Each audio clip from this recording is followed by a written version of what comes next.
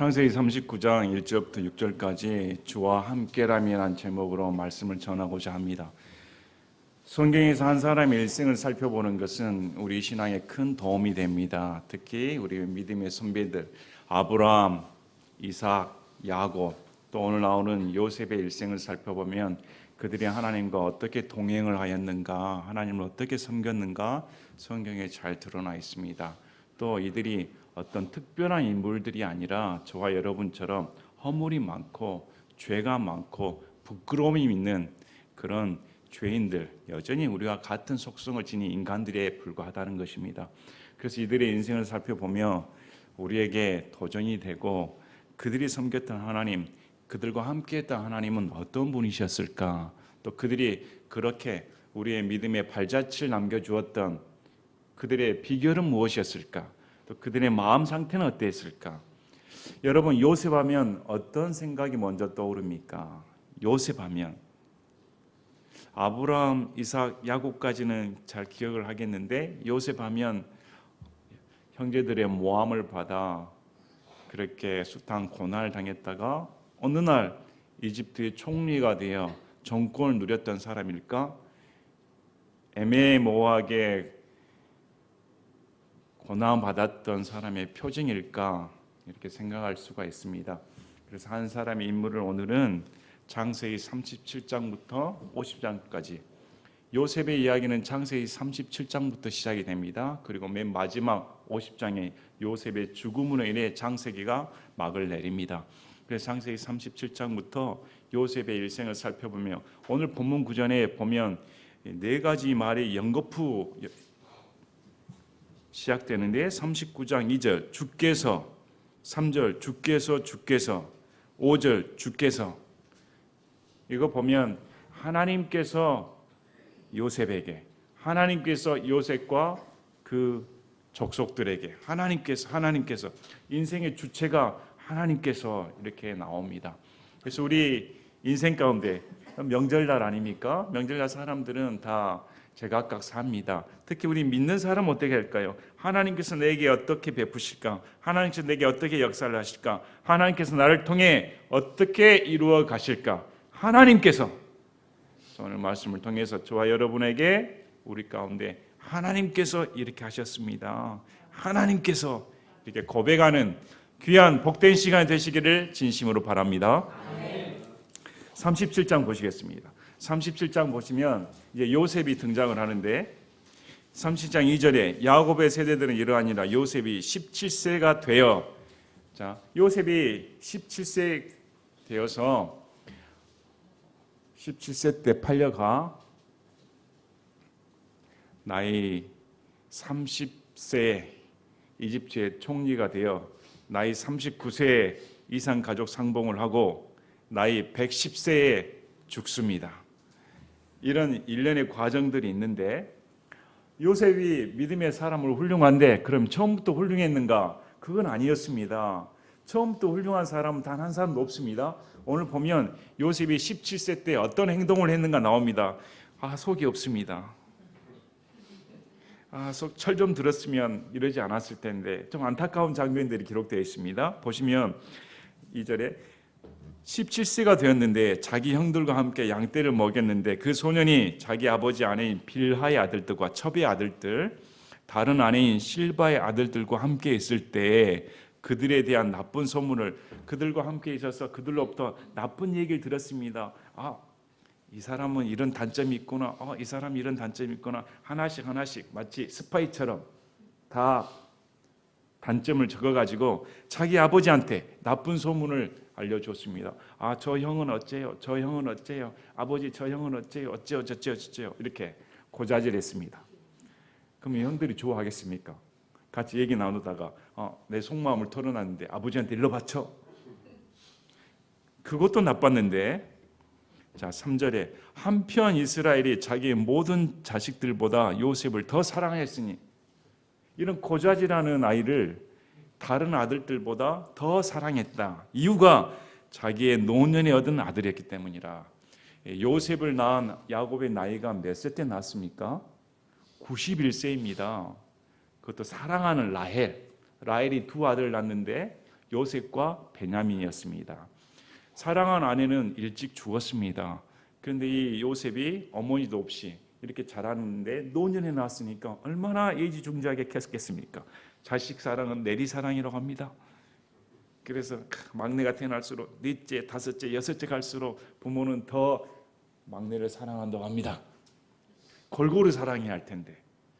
그래서 나이 먹은 이 야곱이 요셉을 사랑하는 것은 당연한 듯 여겨집니다. 근데 야곱이 그를 위해 채색 옷을 지어줬다. 다른 아이들한테 지어준 적이 없습니다. 근데 야곱은 직접 옷을 만들어 가지고 요셉을 얼마나 사랑했든지, 오늘날 같으면 명절 때 다른 애들은 한복 다 안 입혔는데 너만 저기 명품점 가가지고 비싼 한복을 입혀줬다는 것입니다. 그러면 남은 사람들은 나는 뭐야? 그렇지 않겠습니까? 나는 아버지 아들 아닙니까? 아버지 새끼 아닙니까? 왜 저 애만 좋아합니까? 분란이 일어날 수밖에 없습니다.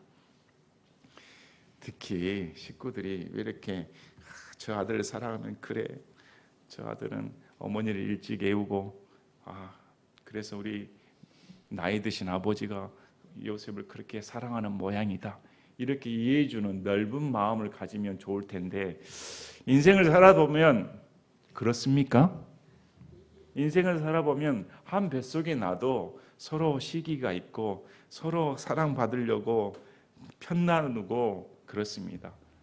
그런 것을 우리 많이 봅니다. 거기에 또 소외감을 느끼고, 부모가 아무리 똑같이 사랑해도 받는 입장에서는 나는 이 점에서 부족한 모양이야, 그리고 비교의식을 느낄 때가 많습니다. 그래서 힘들어하는 애들도 많습니다. 좋게 생각하는 것이 아니라 경쟁자로 생각을 하고 오히려 이들이 요셉을 미워하기 시작했습니다. 미워했는데 더 사건이 터졌습니다. 이제 요셉이 꿈자리가 좋았습니다. 그 꿈을 꿨는데 너무 좋은 꿈을 꿨다 이거죠. 그러면 입을 다물고 가만히 있을 것이지. 꿈자랑을 하기 시작했습니다. 야, 내가 이렇게 좋은 꿈을 꿨다. 전부 다 나한테 절하더라.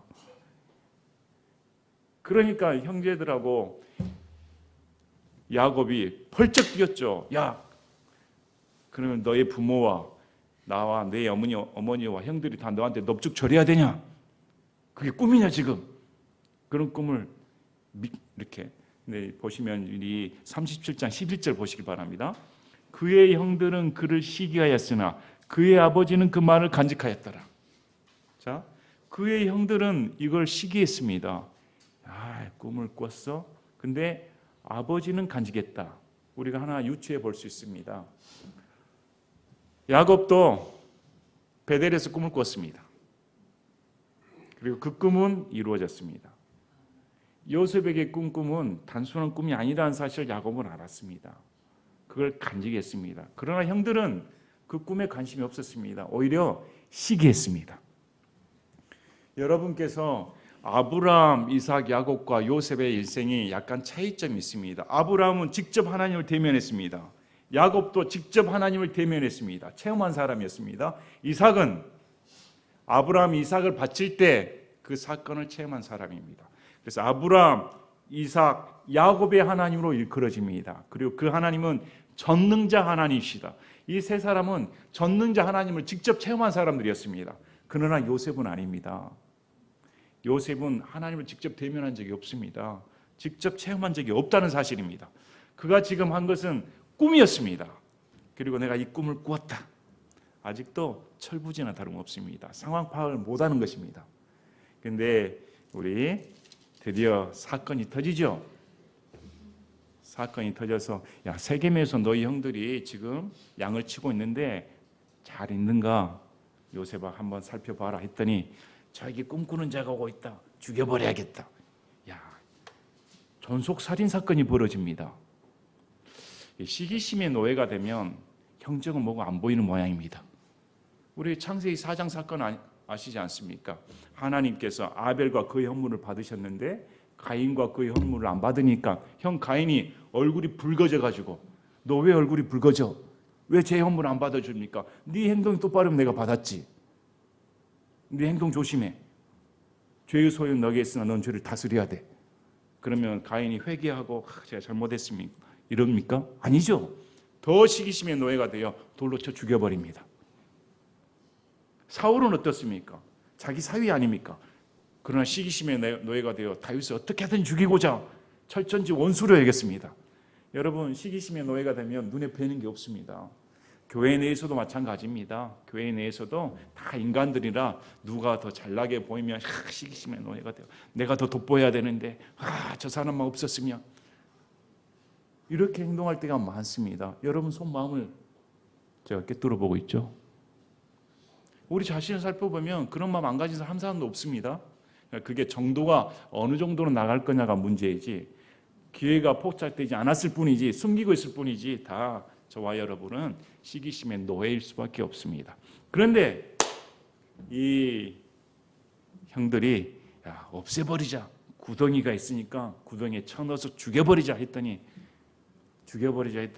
베냐민이 말립니다. 베냐민이 구해내려고 일단 구덩이에 넣었다가 다시 꺼내주겠다. 베냐민이 없을 사이에 죽여버리자겠죠. 유다가 말립니다.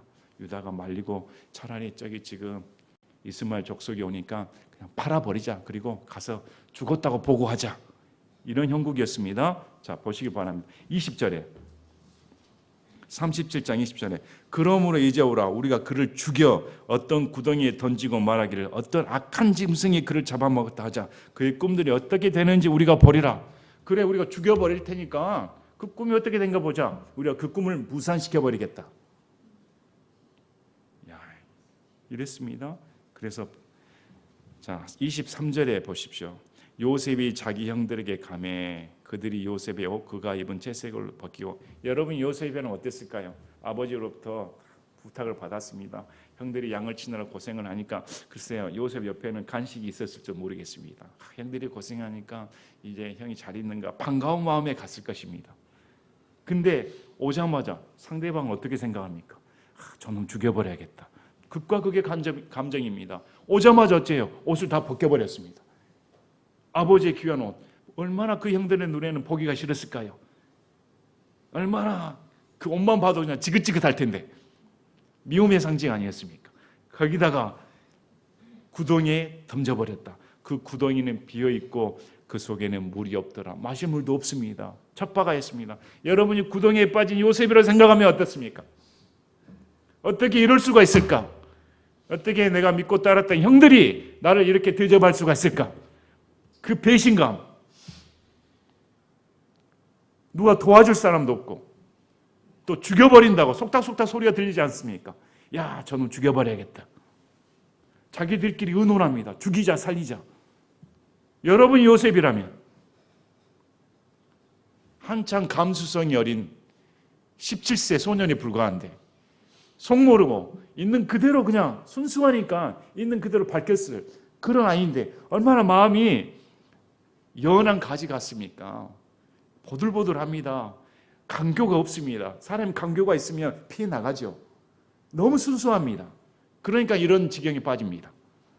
자기가 한 것은 악한 것이 하나도 없는데, 죽을 짓 한 거 하나도 없는데, 이런 상황이 있을 때 우리가 요셉이라면 어땠을까? 그런데 이제 유다가 살리자, 우리 손에 피를 묻혀야 쓰겠는가, 그냥 팔아버리면 우리 눈에 벗어버리니까 다시 만날 일 없다, 다시 영원히 만날 일 없으니까 보내버리자 하고 보내버립니다. 이게 지금 요셉의 상황입니다. 그래서 요셉은 죽을 뻔하다가 이제 아버지의 지극히 사랑을 받는 아들의 존재에서 노예로 전락돼 버렸습니다. 종으로 팔려가는 노예 신세가 되어버렸습니다. 옷도 다 벗겨버려지고, 노예로 끌려갈 때 그럼 대접받고 끌려갔겠습니까? 노예를 샀을 때 이렇게 대접해주면서 무슨 리무진 타고 갔겠습니까? 그 형편이 어땠을까요? 완전히 처참하게 돼버렸습니다. 그런데 자 36절 사건이 벌어지죠. 37장 36절에 미디안 족속이 이집트로 들어가 파라오의 소임을 맡은 직무수행자여 호위 대장인 보디발에게 그를 팔았더라. 이집트 들어갔는데 이 보디발이라는 사람을 성경은 매우 길게 수식어를 가져다 줍니다.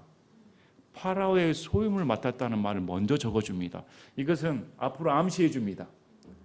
앞으로 파라오의 소임을 맡게 됩니다. 진짜 보디발의 소임뿐만 아니라 파라오의 정권을 지금 맡게 될 텐데 여행 연습으로 생각하시면 됩니다.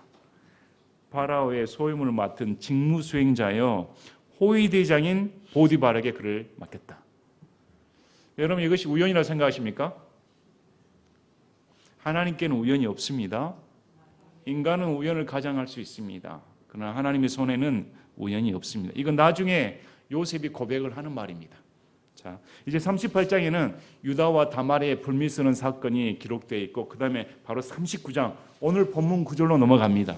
오늘 본문 구절을 보니까 1절에 39장 1절에 다시 돌아와서 말을 해주는 겁니다.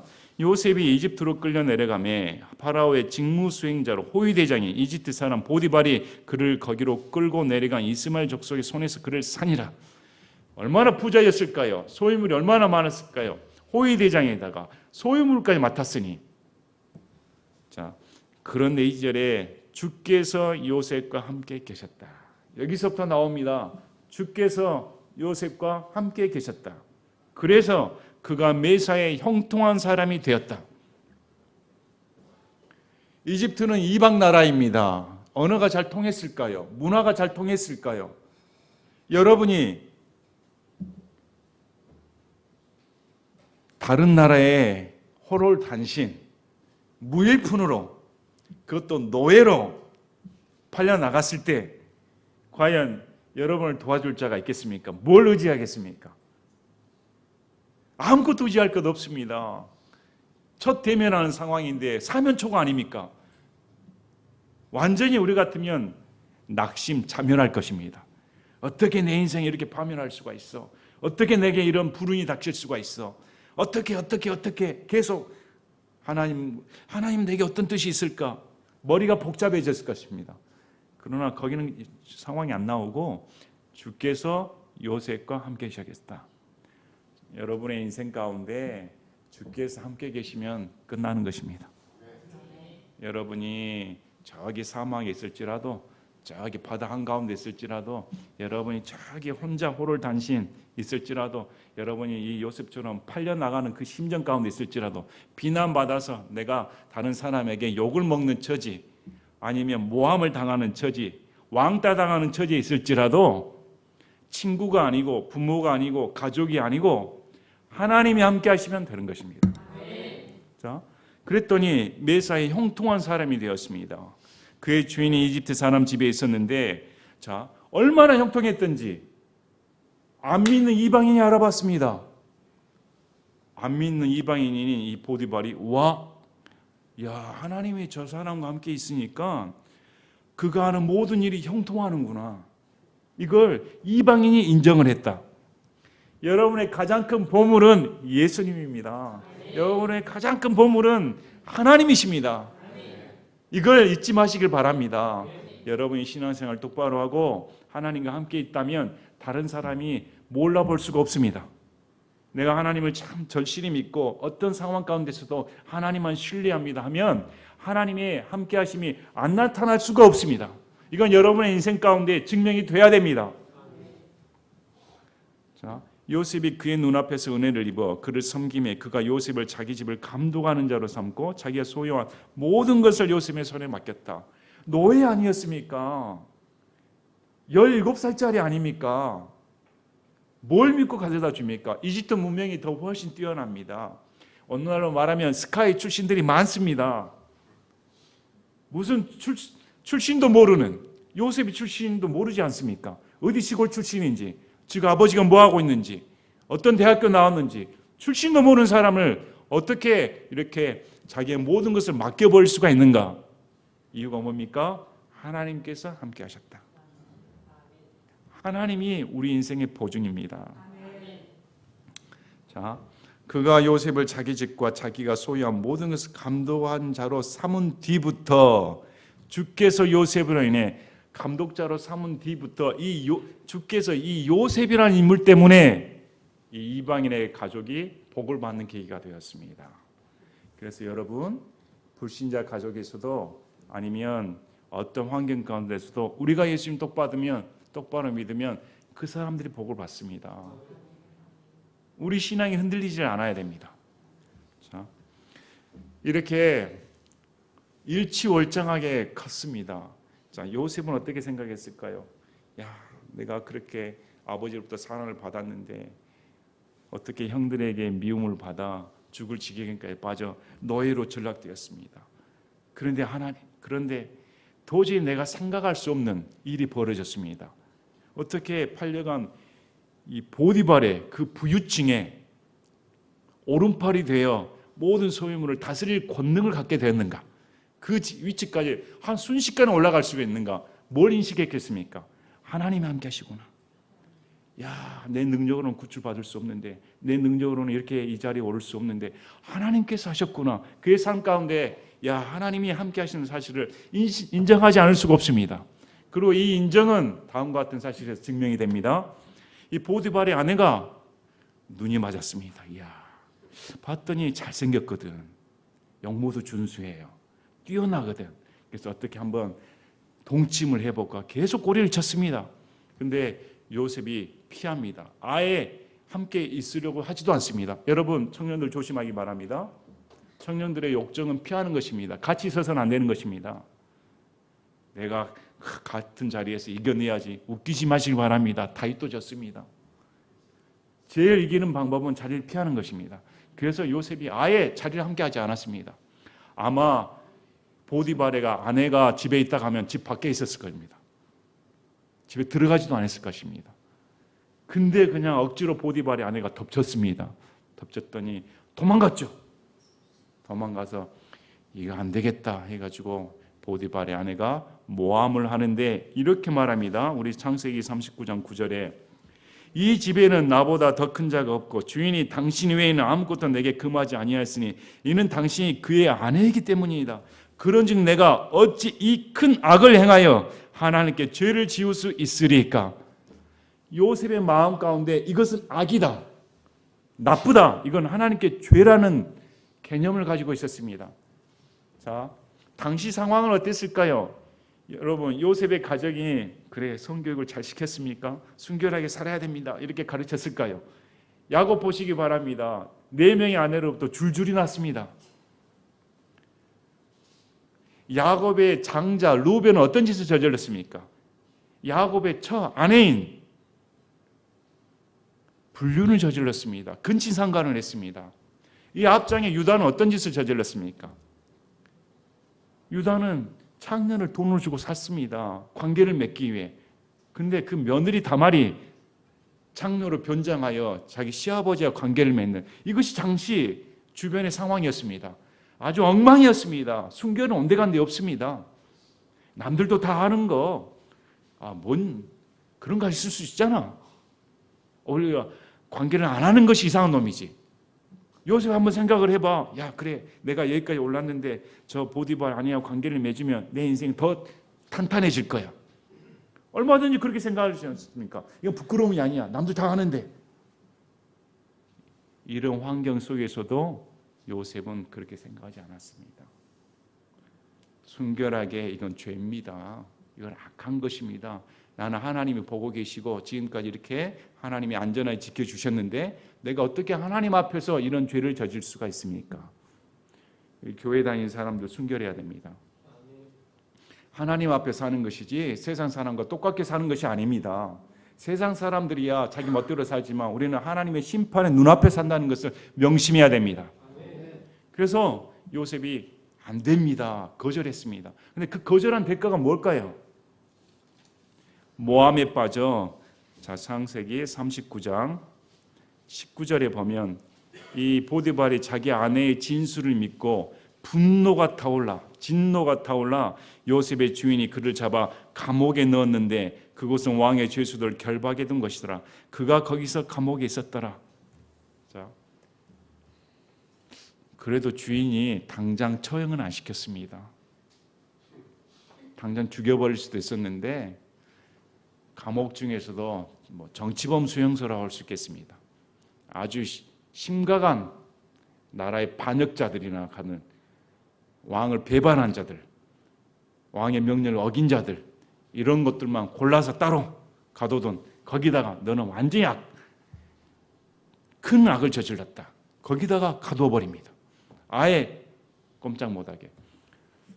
징역 1년이 선고받았으면 어땠을까요? 징역 3년, 4년, 5년, 6년, 7년이 있었으면 어땠을까요? 그러나 기약이 없습니다. 언제 나갈지 모릅니다. 또 그 감옥에 갇힌 사람들은 언제 죽임을 당할지 모릅니다. 뒤에 보면 빵 굽는 자가 죽임을 당합니다. 그래서 여기 죄수들은 왕이 죽여라면 그냥 죽는 것입니다. 파리 목숨이나 다름없습니다. 이런 지경에 지금 요셉이 빠졌습니다. 자, 요셉이 잘못한 것이 있습니까? 나 하나님 앞에 진실되게 살았습니다. 하나님 앞에 순결하게 살고자 했습니다. 그런데 내게 닥친 고난은 감옥에 가 파리 목숨이 되었습니다. 감옥 환경이 좋을까요? 오늘같이는 호텔입니까? 당시 감옥이라면 얼마나 지저분하고 누추할까요? 나중에 보면 이 요셉을 데려오라 하니까 파라오가 할 때 긴 수염을 깎고 옷을 갈아입힌 장면이 나옵니다. 씻기고. 아주 그냥 면도는 어디가 있습니까? 씻는 건 어디가 있습니까? 최소 2년 이상 거기 있었는데 여러분 2년 동안 몸 씻을 수 있습니까? 안 씻고 살 수 있습니까? 수염을 2년 동안 안 기르면 어떻게 될까요? 얼마나 몸에서 냄새가 나고 누추할까요? 또다시 이런 공경에 빠졌습니다. 그런데 이때도 21절 보시기 바랍니다. 그러나 주께서 요셉과 함께 계시며, 그런 지경에서도 주께서 요셉과 함께 계시며 그에게 긍휼을 보이사 감옥의 간수 눈앞에서 그에게 호의를 베푸시며, 하나님께서 이런 요셉에게 긍휼을 베푸셨다. 불쌍히 여기셨다. 그래, 네가 나만 믿고 이렇게 애매한 고난을 받으니 하나님께서 내가 너를 책임져 주신다. 하나님이 그 인생을 책임져 주신다는 것입니다. 긍휼을 베푸셔서 감옥, 그 어둡고 칙칙한 환경, 도저히 헤어날 수 없는 환경 가운데서도 오히려 내가 너에게 은혜를 베풀어 준다. 간수의 눈에 은혜를 받아 간수가 또 다 맡겨줍니다. 모든 일을 자기에게 맡겨줬더니 23절 보시기 바랍니다. 감옥의 간수는 그의 손 밑에 든 것은 어떤 것도 돌아보지 아니하였으니 이는 주께서 그와 함께 계셨고 그가 행하는 것을 주께서 형통하게 하셨기 때문이더라. 감옥에서도 간수가 알아봤습니다. 함께 계셨다는 것을. 야, 놀랍지 않습니까? 요새만 보면 다 맡기고 싶은 모양입니다. 저도 이 교회 성도들 가운데 저 성도만 보면 다 맡기고 싶어. 그냥 요셉 자체가 신용 1등급입니다. 요셉이라는 사람 자체가 보증이 되는 인물만 보면. 오늘날 기독교인이 그럽니까? 오늘날 교회 성도들이 그럴까요? 그제도 왜 교회 안 다니십니까? 저는 교회에 상처가 많아서 안 갑니다. 그렇죠. 저도 그렇게 생각합니다. 교회 사람들이 더 하죠.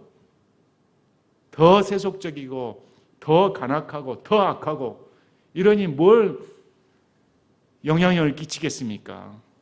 그냥 저와 여러분만 봐도 그냥 보지 않고 돈을 빌려주고 저와 여러분만 봐도 그냥 다 일을 맡겨주고 그런 인품이라든지 그런 것들이 드러나면 얼마나 좋을까요?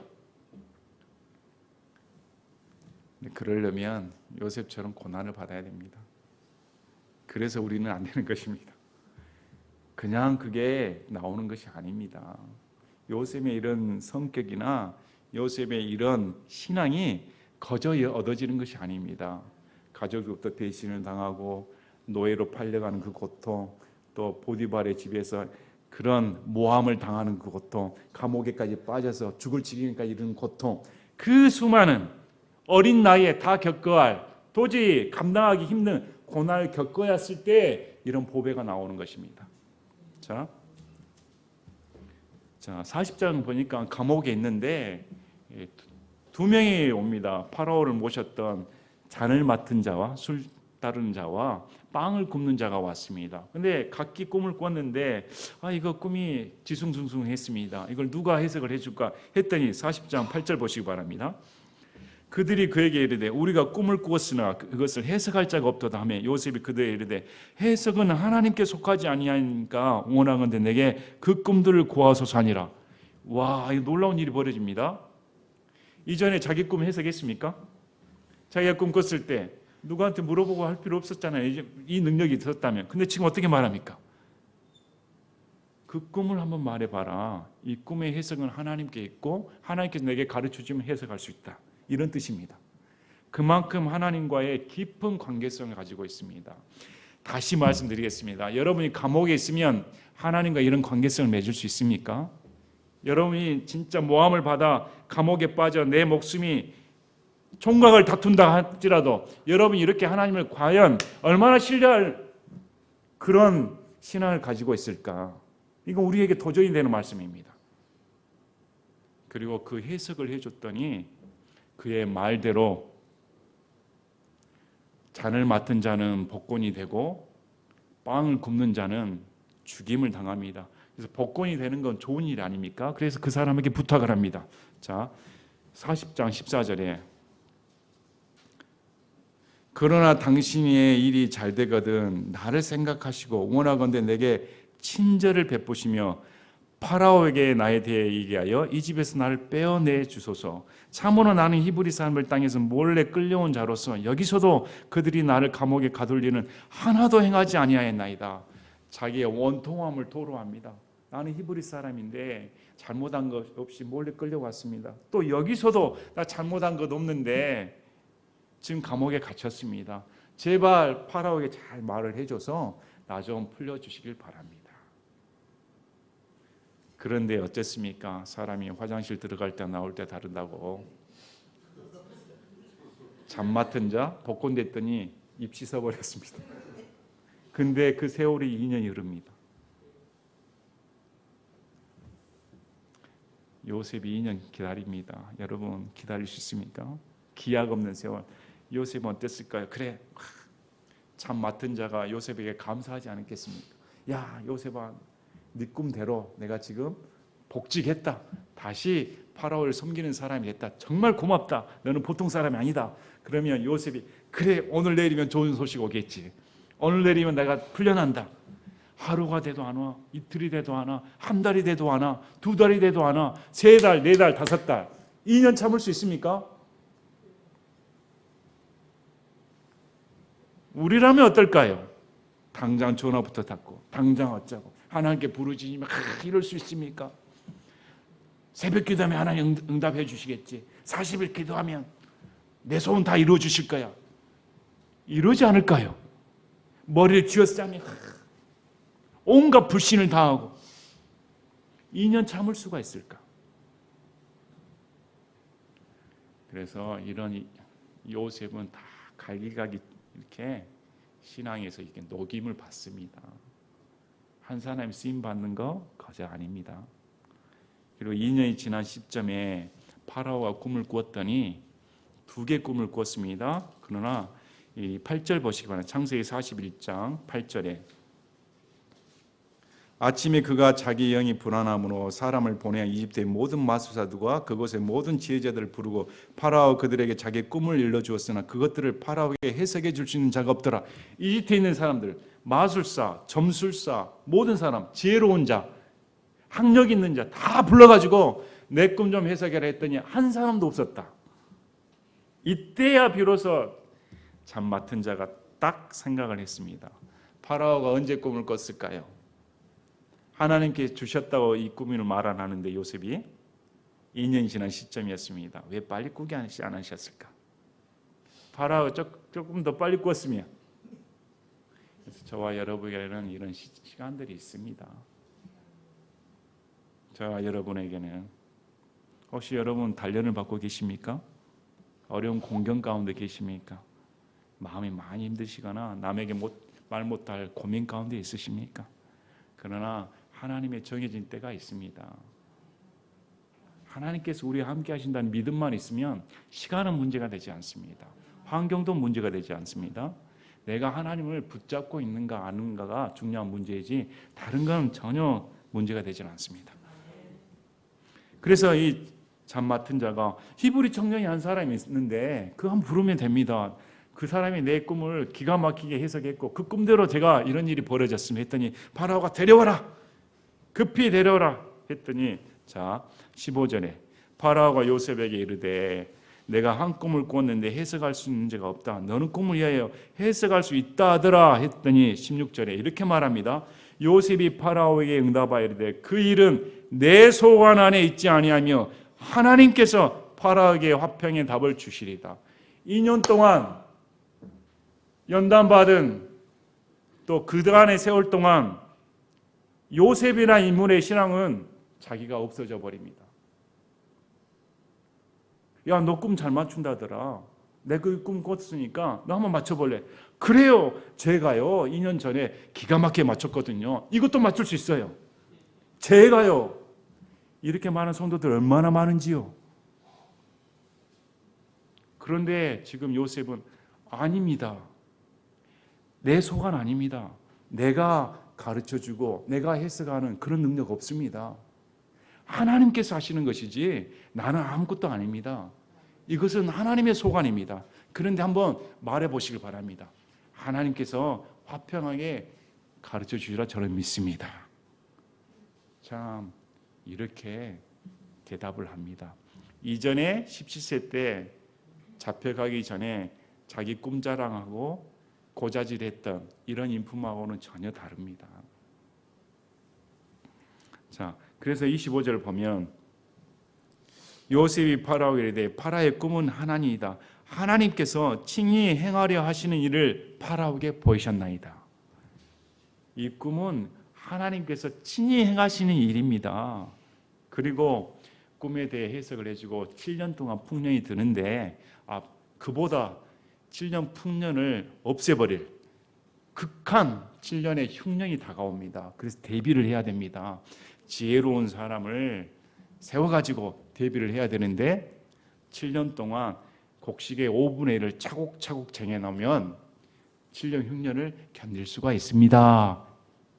이렇게까지 말을 합니다. 자, 여러분, 이 요셉이 대학교 나왔습니까? 요셉이 문명을 배웠습니까? 요셉이 교육을 받은 사람입니까? 그러나 5분의 1을 계산을 해냅니다. 이 정도 양령이면 갇힐 수 있습니다. 어디서 나왔습니까? 보디발의 집에서 직무를 맡지 않았습니까? 그래서 이런 걸 보면 참 놀랍다는 생각이 듭니다. 이러니까 한번 보시기 바랍니다.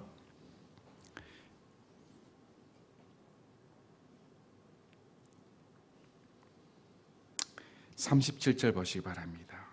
그 일이 파라오의 눈과 그의 모든 신하들의 눈에 좋게 보이므로 파라오가 자기 신하들에게 이르되 이 사람같이 속에 하나님의 영이 거하는 사람을 우리가 찾을 수 있느냐?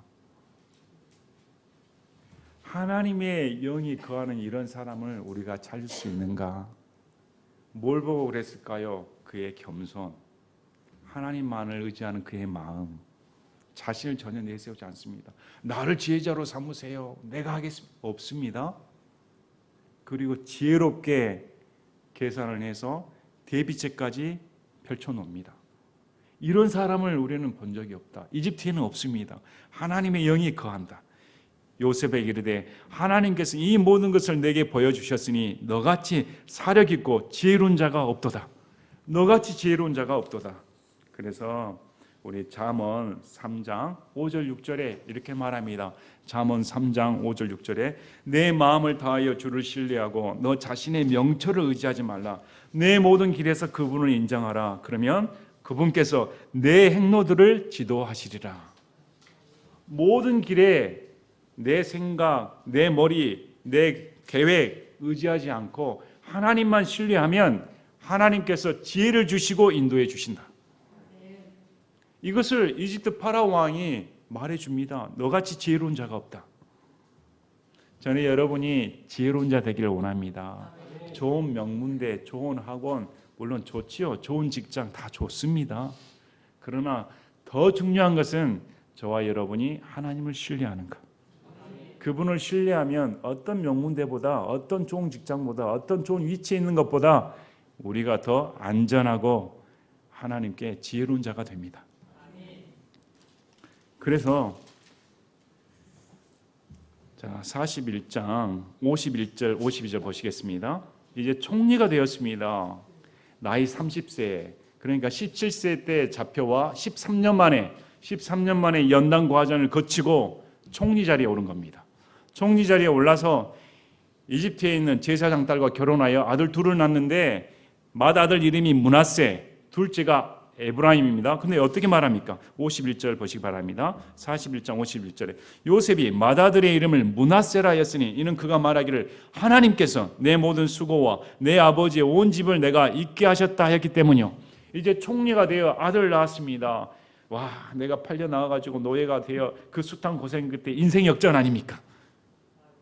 야, 도저히 상상할 수 있는 인생 역전 아닙니까? 근데 이 므낫세 아들까지 보니 그 말이 하나님께서 지금까지 있던 내 모든 수고, 고통 이거와 이전의 집에 대한 아픈 기억, 상처, 추억 이런 모든 것들을 싹 한 번에 잊게 하셨다.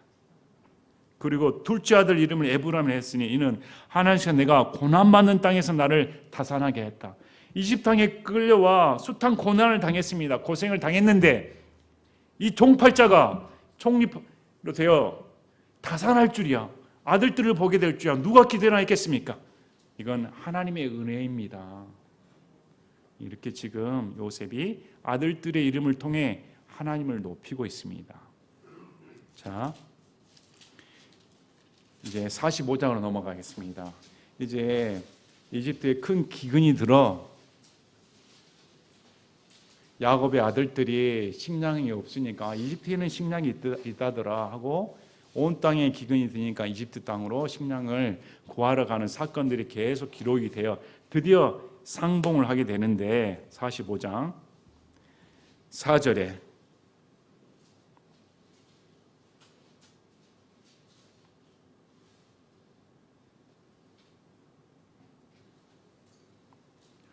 요셉이 자기 형제들에게 이르되 원하건대 내게 가까이 오소서 하니 그들이 가까이 가매 그가 이르되 나는 당신들의 동생 요셉이니 곧 당신들이 이집트에 판 자녀이다. 그러므로 이제 당신들이 나를 이곳에 팔았다고 해서 근심하거나 당신들 스스로에게 노하지 마소서. 하나님께서 생명을 보존하시려고 나를 당신들보다 앞서 보내셨나이다. 이 땅에 2년 동안 기근이 있었으나 아직 5년이 남아있어 그동안 밭을 가지도 못하고 수확하지도 못하리다. 하나님께서 당신들을 위해 후손을 땅에 보존하시며 큰 구출로 당신들의 생명을 구원하시려고 나를 당신들보다 앞서 보내셨나니 그런즉 이제 나를 여기로 보낸 이는 당신들이 아니요 누구라고 말합니까? 하나님이시니라. 그분께서 나를 파라오에게 아버지가 되게 하시고 그의 온 집의 주가 되게 하셨으며 이집트 온 땅 전역을 다스리는 치리자가 되게 하셨나이다. 당신들은 속히 내 아버지께 올라가 그분께 이르되 아버지 아들 요셉이 이같이 말하나이다. 하나님께서 나를 온 이집트의 주로 세우셨으니 지체하지 말고 내게 내려오소서. 자, 요셉을 판 형들은 벌벌 떨었을 것입니다. 와, 우리들이 팔아 죽여버리고 했던 저 요셉이 총리가 되어 나왔다니. 그래서 두려워하지 마시길 바랍니다. 불안하지 마세요. 스스로 자신을 자책하지 마세요. 노하지 마세요. 당신들 탓이 아닙니다. 하나님께서 우리를 먹여 살리기 위해 앞으로 큰 기근이 드니까 저를 먼저 이렇게 보낸 것이 당신들이 팔았다고 생각하지 마시기 바랍니다. 이런 말 할 수가 있을까요? 사람들이 친한 사람으로부터 배신감을 느껴버리면 그건 회복이 안 됩니다. 절친했는데 어떻게 나한테 그럴 수가 있을까? 내 등을 칠 수가 있을까? 그러면 용서할 수가 없습니다. 그런데 요셉은 어째요? 다 갈아져 버렸다니까요. 다 갈아져 버리고 포용할 수 있는 마음이 생겼습니다. 그래서 나 당신을 미워하지 않습니다. 당신들 스스로도 자책하지 마세요. 후회하지 마세요. 죄책감 빠지지 마시길 바랍니다. 하나님을 보시길 바랍니다. 그래서 요셉이 자기 인생을 보는 관점이 하나님께서 어떻게 하셨을까? 여러분 인생의 관점은 그렇게 두셔야 됩니다. 여러분 특히 여러분의 상황 가운데서도 하나님께서 어떻게 나를 이렇게 이끌어 주셨을까? 자,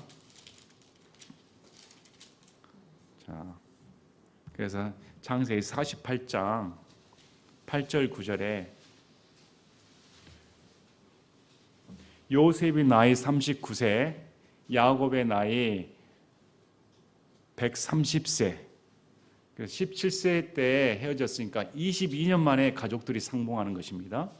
이제 야곱이 나이 147세에 죽는데 죽기에 앞서 다 아들들마다 다 축복을 해줍니다. 근데 요셉이 자기도 축복받기 위해 므낫세와 에브라임을 데리고 이제 임종을 앞둔 야곱에게 축복받기 위해 기도받기 위해 오는데 야곱이 이렇게 물어봅니다. 야, 너희 두 아들들 누구니?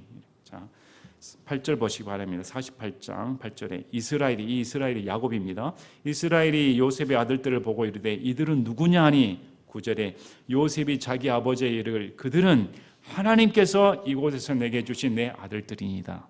항상 요셉은 하나님께서. 이 아들들이 누구냐? 이 아들들은 제가 총리가 되어 제사장과 만나 낳게 된 이런 아들들입니다. 이렇게 말하지 않습니다. 하나님께서 주셨습니다. 그리고 이 신앙은 변치 않습니다. 창세기 50장에 야곱이 죽습니다. 그리고 국가적인 국장을 치릅니다. 그런데 한 가지 문제가 발생했습니다.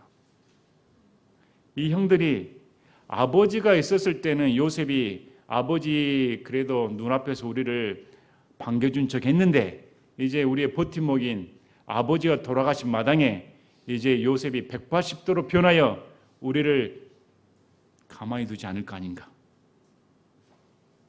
우리의 방패막이 사라졌다. 벌벌 떨었습니다. 그리고 요셉에게 간청을 하지요. 자, 50장 15절에 요셉의 형들이 자기들의 아버지가 죽은 것을 보고 이르되 혹시 요셉이 우리를 미워하여 우리가 그에게 행한 모든 악을 반드시 우리에게 갚을 수도 있다 하고는 16절에 요셉에게 사자를 보내 이르되 당신의 아버지께서 돌아가시 전에 명령하여 이르시기를 너희는 이같이 요셉에게 말하라 내 형들이 내게 악을 행하였을지라도 이제 응원하건대 그들의 범법 곧 그들의 죄를 용서하라 하셨나니 이제 응원하건대 당신 아버지 하나님의 종들의 범법을 용서하소서 하매 그들이 그에게 말할 때에 어떻게 말합니까? 요셉이 울었더라. 요셉이 이걸 다 간파하고 있었다는 것입니다. 요셉이 용서해 주었습니다. 품어주고 그렇게 다 선을 베풀어 주었습니다. 하나님의 뜻입니다. 이렇게 다 해줬는데 여전히 형들은 요셉을 믿지 못했습니다. 그리고 꾀를 내어 야곱이 죽기 전에 우리에게 해코지하지 말아가 했더라. 너 아버지 말 들어라. 그리고 용서해달라. 이 말을 들었더니 오히려 요셉의 마음이 찢어졌다. 아직도 우리 형제들 간의 마음이 이렇게 나눠질 수가 있는가. 그게 너무 슬펐다는 것입니다. 그래서 말합니다. 그의 형들이 또한 가서 그의 얼굴 앞에 엎드려 이르되 벗어서 우린 당신의 종들이니다. 그래서 하나님께 주신 꿈은 반드시 이루어집니다. 그 꿈들이 어떻게 보자 했죠? 근데 그 꿈대로 엎드립니다. 요셉이 그들에게 이르되 두려워하지 마소서 내가 하나님을 대신하리이까. 왜 울었습니까? 내가 누구간데 당신을 보라고 내가 누구간데 당신에게 해코지한단 말입니까? 왜 나를 그렇게 보는 것입니까? 왜 내가 하나님입니까? 당신들을 보라게. 난 그럴 수 없습니다. 나는 당신들에게 진짜 악감정이 없습니다. 근데 당신들에 대해 말하자면 당신들은 나를 대적하여 악을 생각했습니다. 그건 사실이었습니다. 하나님께서는 그 일을 선이 되도록 의도하시고 이날 드러난 것 같이 그 일을 이루사 많은 사람을 살려두었나니 그러므로 이제 당신들은 두려워하지 마십시오. 당신들은 나를 악으로 대했는데 하나님께서 이를 선으로 바꿔 이런 뜻을 펼치셨습니다. 여러분, 우리에게 하나님은 악한 뜻을 두지 않습니다. 예수님 믿는 자, 신앙인 들어온 자에게는 하나님께서 우리에게 선한 대로 갚아주십니다. 우리는 감옥에 갈 수도 있고 이런 곤란에 빠져 어려운 주경에 빠질 수도 있습니다. 만사 형통은 없습니다. 주께서 형통하게 하셨더라 했더니 그러면 감옥에도 안 갔습니까? 모든 일이 일사천리로 다 풀렸습니까? 안 그렇습니다. 오히려 요셉과 함께 하시는 하나님의 증거가 뭡니까? 비천한 데 빠질지라도 부유한 데 빠질지라도 항상 하나님만 알았더라. 그래서 하나님께서는 저와 여러분에게 선으로 갚아주신다. 선하게 이렇게 역사하여 주셨습니다. 그래서 오늘 말씀 제목처럼 하나님과 함께라면 우리 인생은 성공한 것입니다. 하나님과 함께라면 어떤 인생도 다 하나님께 보상받고 성공합니다. 요셉의 겉모습인 총리의 화려함, 그런 권리, 이것은 헛것입니다. 요셉은 그걸 알았습니다. 이런 헛것을 언제든지 하나님이 불어버리면 날아가 버릴 것입니다. 그것에 얽매이질 않았습니다. 그래서 요셉이 앞으로 하나님께서 이 이집트 땅에 있는 사람들을 꺼내어 아브라함, 야곱, 이삭 조상들에게 약속하신 그 땅으로 갈 것이다. 그래서 내 뼈를 여기에 남겨두지 말고 가지고 가라. 여기는 나그네 땅이다. 우리가 살고 있는 이 땅은 나그네 땅입니다. 우리의 본향은 천국입니다. 우리의 본향은 천국 갈 때까지 하나님께서 우리에게 주신 모든 것 가운데 저와 여러분이 아무리 상황이 막막해져 가고 도움의 손길이 없는 것처럼 보이고 정말 절망 가운데 있을지라도 하나님께서 함께 하시더라. 이 말씀을 명심하시고 또 명심하시기를 진심으로 바랍니다. 제가 기도하고 마치겠습니다.